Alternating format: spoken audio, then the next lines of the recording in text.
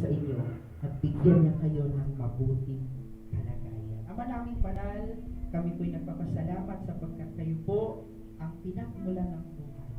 Kayo ang nagbibigay ng buhay, Panginoon.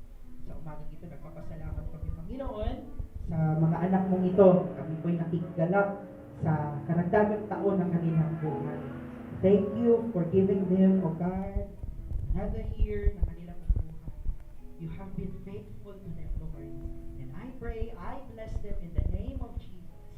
Na patuloy niyo po silang pagpalain sa lahat ng aspeto ng kanilang buhay. Sa kanilang pong pamilya, sa kanilang tahanan, sa komunidad, sa kanilang mga ginagawa sa araw-araw.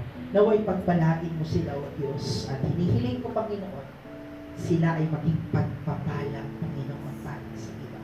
Lord, patuloy mo silang ingatan at pagpalain, O God. Marami pang taon ang kanilang pong ay pagpapasalamat sa iyo. Ingatan mo sila at linapin. Patuloy na pagpalain.